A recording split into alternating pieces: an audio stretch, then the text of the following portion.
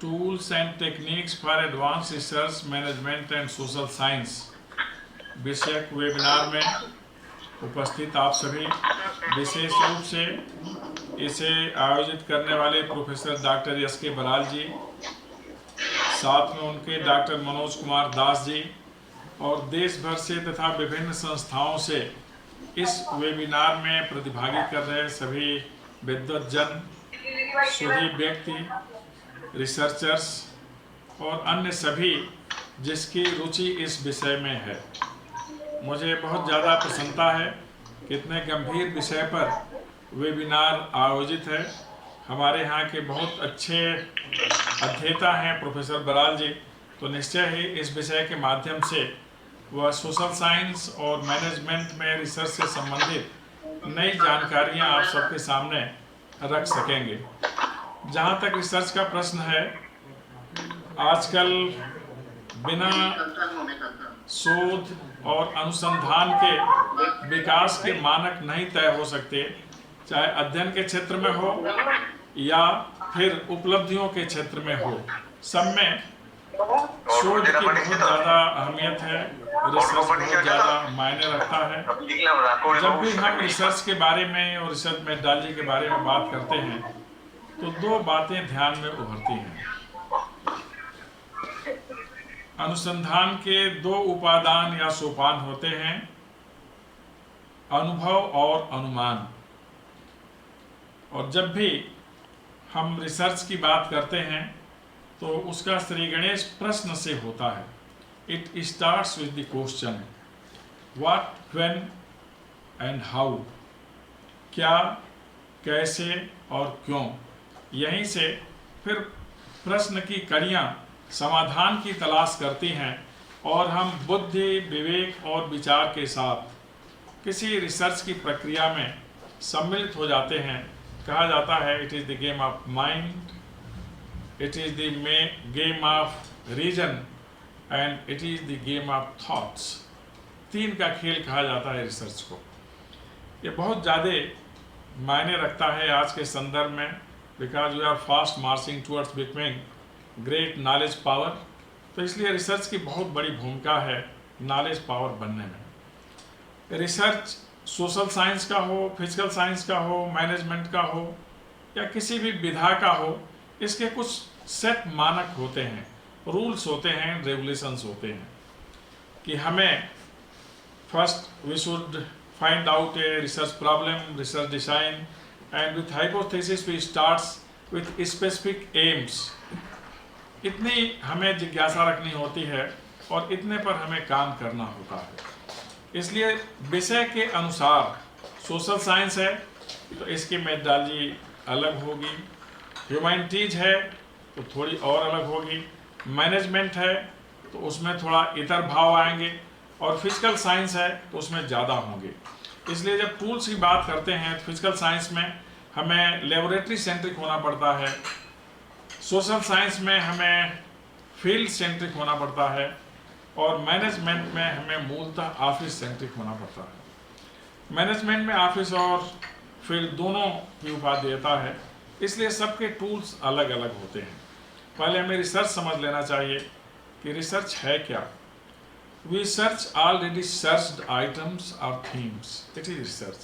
Innovation is something new. We start from beginning. That is innovation.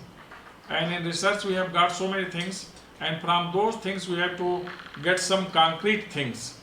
इसलिए कहा जाता है कि हम सूक्ष्म से स्थूल की तरफ बढ़ते हैं अथवा स्थूल से हम सूक्ष्म की तरफ बढ़ते हैं। दर्शन में कहते हैं, हम जब सिद्धांत की बात करते हैं, एक कौवा काला है, दूसरा कौवा काला है, तीसरा कौवा काला है, अर्थात कौवे काले होते हैं। दूसरा पक्ष ये है कि एक कौवा सफ़ेद भी दिखलाई दे रहा है, अर्थात सारे कौवे काले नहीं होते। तो इस तरह से हम सिद्धांत निरूपित करते हैं जिन्हें मेथडोलॉजी कहते हैं और उसी के आधार पर हम आगे बढ़ते हैं। When a study is conducted with set rules it is known as specific study. इसी को रिसर्च कहते हैं कि जब कहीं मेथडोलॉजी इन्वॉल्व होती है किसी सब्जेक्ट में तो दैट बिकम्स साइंस। तो methodology is the ingredient of science. इसे विज्ञान का हम अवयव कहते हैं।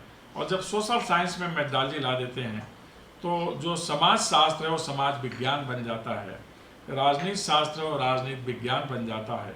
इसलिए किसी भी विषय को विज्ञान के स्तर तक ले जाने के लिए मेथोडोलॉजी की विशेष आवश्यकता होती है, जिसे हम पद्धति कहते हैं। जहाँ तक इसके टूल्स का प्रश्न है, प्रश्नों के साथ इसके टूल्स भी निर्मित होते हैं। कोई भी विषय क्या है, क्यों है, कैसे है और इसका विस्तार कहाँ तक होगा। आरंभ में मैंने बताया कि दो चीज़ें काउंट करती हैं, एक्सपीरियंस एंड इमेजिनेशन। हमारा अनुभव क्या कहता है और उसके सापेक्ष हमें नया क्या करना है। इमेजिनेशन मायने रखता है कि बहुत सारी चीज़ें हम जो देखते हैं उससे बेहतर कहीं होती हैं, उससे बेहतर हो सकती हैं, उससे बेहतर होने की संभावना होती है। इसलिए हम अनुमान भी करते हैं और उसी अनुमान के आधार पर हम हाइपोथेसिस बनाते हैं। ये बातें मायने रखती हैं। हाइपोथेसिस से लेकर और कंक्लूजन तक हम रिसर्च की प्रक्रिया में बढ़ते हैं। इसलिए रिसर्च करते समय हम कुछ बातों का विशेष ध्यान रखते हैं। तार्किक होना चाहिए, based on reasons, it must be reasonable, based on facts, ये फैक्चुअल होना चाहिए। दो बातें आवश्यक होती हैं पूरी रिसर्च की प्रक्रिया में। आजकल जो एथिकल इशूज हैं वो बहुत ज़्यादा मायने रखते हैं कि हम रिसर्च करते समय, सोशल साइंस हो, फिजिकल साइंस हो या मैनेजमेंट हो, तो हमें इसका ध्यान रखना चाहिए कि इसमें हमारी ओरिजिनलिटी क्या है, कितनी है, अधिकतम होनी चाहिए। आजकल प्लेगरिज्म भी एक बहुत बड़ा इशू है और उससे मुक्त रहने की ज़रूरत है, क्योंकि हमारा सारा प्रयास निष्फल हो जाता है अगर ये कहीं से ज़्यादा अनुदित हो, अनुवादित हो या अविकल ले लिया गया हो। इसलिए हर चीज़ में कुछ नया होना चाहिए। रिसर्च के 3 अंश होते हैं जो किसी भी रिसर्च को पूरा करते हैं: collection of the facts, classification of the facts and explanation of the facts. तो हमें तथ्य की तलाश करनी होती है, फिर उसका हम वर्गीकरण कर लेते हैं कि इसके कितने रूप हैं, क्या क्या आशय हैं, और फिर हम उसकी व्याख्या करते हैं। कभी कभी सेट पैटर्न पर हम व्याख्या करते हैं और कभी कभी एक्सप्लेनेशन करते समय हमारा अप्रोच न्यू होता है, डायमेंशन न्यू होता है, या एक्सप्लेनेशन ही बिल्कुल न्यू होता है। ये जो नॉवेल्टी है यही रिसर्च होगी। इसी के आधार पर हम कोई एक नई थियरी देते हैं और आगे रिसर्च करने वालों के लिए कुछ हम नई बातें देते हैं। सोशल साइंस का जहाँ तक प्रश्न है, यह एक जटिल विज्ञान बनता है क्योंकि इसमें रिसर्च करने वाला भी मनुष्य होता है और जिस पर रिसर्च करते हैं वह भी मनुष्य होता है। प्रश्नकर्ता भी मनुष्य और उत्तरदाता भी मनुष्य, और मनुष्य इस धरा का सर्वाधिक इंटेलिजेंट प्राणी है। इसलिए किसी मनुष्य से अपने अनुकूल सही बात जानना बहुत कठिन काम होता है। इसीलिए सोशल साइंस में जो रिसर्च होता है यह एक कठिन रिसर्च माना जाता है, क्योंकि दोनों बुद्धिमान हैं, प्रश्नकर्ता भी और जवाब देने वाला भी। We can never guess about the real scene behind opinion of a person. We can generally guess the opinion, but what is reality behind that opinion, it is quite impossible to know. मंतव्य क्या है जानना कठिन है, व्यक्ति गंतव्य क्या है उसका जानना कठिन है। बताएगा आप जा रहे हैं वहाँ तो चला जाएगा कहीं और, इसलिए इसमें कठिनाई होती है। इसीलिए जब रिसर्च करते हैं सोशल साइंस में तो हम देखते हैं कि कितना साइंटिफिक है, कितना कंक्रीट है और इसका अर्थ कितना आता है हमारे सामने, और उसके आधार पर एक जनरल पॉलिसी हम बनाते हैं। इसीलिए सोशल साइंस के टूल्स जब हम तैयार करते हैं तो उसमें बहुत सारी चीज़ें होती हैं। ऑब्जर्वेशन के द्वारा हम देखेंगे, सर्वे के द्वारा देखेंगे, एक्सपेरिमेंटेशन के द्वारा देखेंगे, एग्जिस्टिंग डाटा के द्वारा देखेंगे, या फोकस ग्रुप के द्वारा देखेंगे। ये स्पेसिफिक टूल्स हैं सोशल साइंस के, और बहुत ज़्यादा मायने रखता है इसमें सर्वे और ऑब्जर्वेशन।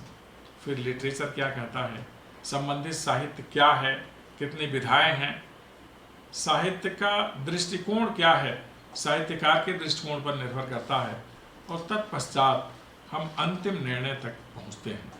इसलिए समाज विज्ञान में कठिन होता है थोड़ा अंतिम निष्कर्ष पर पहुंचना और कहना यही प्रमाण है।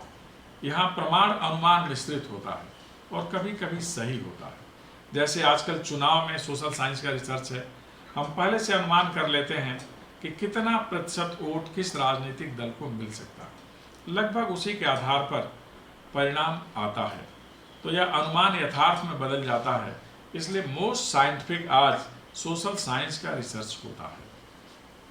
केवल जनरल इलेक्शंस में नहीं, सब जगह ऐसा दिखता है। हम सोसाइटी का अध्ययन करते हैं, हम मनुष्य के व्यवहार का अध्ययन करते हैं और लगभग सत्य निर्णय हम निकालते हैं। जैसे हम फिजिकल साइंस में लेबोरेटरी में बैठ करके तमाम पदार्थों के ऊपर, प्राणियों के ऊपर, वनस्पतियों के ऊपर हम रिसर्च करते हैं और सही परिणाम तक पहुंचते हैं। जहां तक प्रबंध का प्रश्न है, क्योंकि यह विषय हमारे प्रोफेसर बराल जी से संबंधित है, यह विशेष मायने रखता है। इसमें जब हम टूल की बात करते हैं तो शुरू करते हैं man, machine, money, market, management. ये प्रमुख होता है जब हम प्रबंध में कोई रिसर्च करते हैं। उसके बाद सिस्टम, फिर कंट्रोल, ये दो एडिशनल चीज़ें होती हैं। प्रोडक्शन एंड डिस्ट्रीब्यूशन, ये सब उसके टूल्स होते हैं। अगर ऑफिस है तो कंट्रोल एंड कमांड, ये उसके मेथडोलॉजी के अंतर्गत समाहित होते हैं। इंडस्ट्री है तो प्रोडक्शन एंड क्वालिटी, ये उस पर निर्भर करता है। इतनी चीज़ें मिला करके टूल्स होती हैं जब हम मैनेजमेंट में रिसर्च करते हैं तो। लेकिन एडिशनल टूल्स आजकल ज़्यादा मायने रखते हैं। एड्स होते हैं जो हम प्रचार करते हैं या विज्ञापन देते हैं किसी भी वस्तु या उत्पाद से संबंधित। फिर पैकिंग और पैकेजिंग, सामान कैसा भी हो, पैकिंग अच्छी होनी चाहिए, पैकेजिंग अच्छी होनी चाहिए, तो उससे एक एट्रैक्शन बढ़ता है। मैनेजमेंट का एक उपाय यह भी होता है। फिर उसकी प्राइस कैसी होगी, सबके पहुंच के अंदर होगी या पहुंच के बाहर। इसीलिए मैनेजमेंट की जब बात करते हैं और इंडस्ट्रियल मैनेजमेंट होता है तो हम डिमांड एंड सप्लाई की बात करते हैं कि डिमांड इंक्रीज होनी चाहिए और सप्लाई थोड़ी कम रहे तो प्राइस बढ़ेगी। यह एक मेथडोलॉजी है अपने उत्पाद को आगे ले जाने के लिए। ये सब चीज़ें बहुत ज़्यादा मायने रखती हैं। और आज की दुनिया में एक और तत्व आ गया है जिसे हम पब्लिक रिलेशंस कहते हैं। ये मैनेजमेंट का एक बहुत बड़ा हिस्सा है कि उसके रिलेशंस कैसे हैं और लोगों से कांटेक्ट कैसे हैं। जितना अधिक कांटेक्ट होगा व्यवस्था का या वस्तु का, जितना बेहतर प्रचार होगा उतना अधिक उसके बारे में आकर्षण होगा और लोगों की रुचियां बढ़ेंगी। इस तरह से हम रिसर्च का अगर कोई टॉपिक लेते हैं, उसको चैप्टराइज करते हैं, फिर संबंधित लिटरेचर के बारे में अध्ययन करते हैं, तो हम सही जगह तक पहुंचते हैं। और रिसर्च में अल्टीमेटली जो हमारा कंक्लूडिंग चैप्टर होता है, कंक्लूजन, वो बहुत ज़्यादा मायने रखता है। उस पर और भी ज़्यादा फोकस करना चाहिए, क्योंकि रिसर्च का पूरा विजन और उसके पीछे का मिशन उसमें दिखलाई देता है। तब जाकर रिसर्च कंप्लीट होता है। कैसे लिखना चाहिए यह भी जानना होता है। आज की जो व्यवस्था है इसमें डिजिटल टूल्स बहुत ज़्यादा मायने रखते हैं। जो भी मैंने चर्चा की वो प्रैक्टिकल टूल्स हैं, ट्रेडिशनल टूल्स हैं, लेकिन आज डिजिटल टूल्स की दुनिया है तो हमें उस पर भी विचार करना चाहिए। सर्च इंजन मायने रखता है, जो क्लाउड बेस्ड इन्फो सिस्टम है इसकी बहुत ज़्यादा महत्ता है। ई लाइब्रेरी है, मूक्स है, गूगल स्कॉलर है, IGNTU वेबसाइट है, स्वयं प्रभा पोर्टल है, शोध गंगा है। इन सब के माध्यम से हम बहुत सारी जानकारियां ले सकते हैं और रिसर्च के क्षेत्र में नई उपलब्धियां प्राप्त कर सकते हैं। लेकिन जो कुछ भी सुलभ है इसकी एनालिसिस मायने रखती है रिसर्च में, कि हमारा एनालिटिकल पावर कैसा है, और यहीं हमें अपने बुद्धि और विवेक दोनों का प्रयोग करना होता है। इसके प्रयोग के साथ हमें यह ध्यान रखना होता है कि हमारी सराउंडिंग्स कैसी है और जो हम रिसर्च वर्क कर रहे हैं इसका आफ्टर इफेक्ट क्या होगा। जब इतनी बातों का हम ध्यान रखते हैं तो शोध को हम सही मुकाम तक ले जाते हैं और जो लक्ष्य होता है रिसर्च का उसे हम पूरा कर पाते हैं। रिसर्च वह ज़्यादा महत्वपूर्ण होता है जो भविष्य में आने वाले शोधार्थियों के लिए हमारे पास एक स्रोत के रूप में हो जाता है। तो ऐसा काम करना चाहिए जो भविष्य के लिए स्रोत बने और उसमें एक मैसेज हो आने वाले विद्यार्थियों के लिए या शोधार्थियों के लिए कि आगे इस फील्ड में यह काम भी किया जा सकता है। यही उसका नवाचार होता है। आज की ज़रूरत है क्वालिटी रिसर्च की, कि हम ऐसा शोध करें जिसकी गुणवत्ता असंदिग्ध हो। हम बहुधा शोध के मौलिक होने की बात करते हैं कि रिसर्च वर्क ओरिजिनल होना चाहिए। तो ओरिजिनलिटी तो तभी होगी जब उसमें क्वालिटी होगी, और क्वालिटी तभी होगी जब हम उसमें ज़्यादा से ज़्यादा समय लगाएंगे, ध्यानस्थ होंगे और सेंट्रिक होंगे। सर्वे करेंगे तो बिल्कुल उसी व्यक्ति से संवाद करेंगे जिसके बारे में हमने बना रखा है।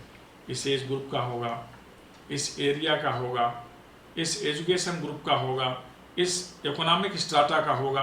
तो जो हम बनाते हैं वह सही होना चाहिए, नहीं तो एक कॉमन रिजल्ट कई प्रकार के शोध में दिखलाई देता है और वह शोध पर प्रश्न चिन्ह लगाता है।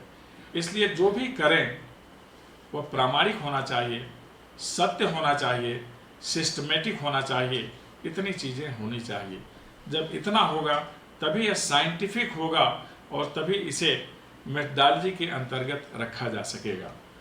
मुझे पूरा विश्वास है कि आप सभी जो आज के वेबिनार में संबद्ध हैं, अपने अपने क्षेत्र में आप सभी दक्ष लोग हैं। शोध करेंगे या आपके अंदर कोई शोध करेगा तो उसे इन बातों का अवश्य ध्यान रखेंगे, और उसे भी रखना चाहिए कि शोध के माध्यम से हम वर्तमान को बेहतर स्थिति प्रदान करते हैं और भविष्य के लिए एक नई दिशा तय करते हैं, नई दिशा प्रदान करते हैं। ज्ञान के क्षेत्र को समृद्ध करना रिसर्च का लक्ष्य होता है। आप वस्तुतः ज्ञान के क्षेत्र को समृद्ध कर रहे हैं, यह हमेशा आपके ध्यान में रखना है। आपको ध्यान में रखना है क्योंकि आने वाले दिनों में हिंदुस्तान को ग्रेटेस्ट नॉलेज पावर बनना है। मुझे पूरा भरोसा है कि हिंदुस्तान को ग्रेटेस्ट नॉलेज पावर बनाने में आप अपने रिसर्च के माध्यम से अवश्य सहयोग करेंगे। आज के कार्यक्रम के लिए प्रोफेसर बराल को बहुत साधुवाद, बहुत धन्यवाद, और इस वेबिनार की सफलता के लिए मेरी बहुत शुभकामनाएं। आप लोग खूब सुखी हों और आपका यह संवाद अत्यंत फ्रूटफुल हो, ऐसा मेरा सोच है और ऐसी मेरी शुभकामना है। बहुत बहुत धन्यवाद।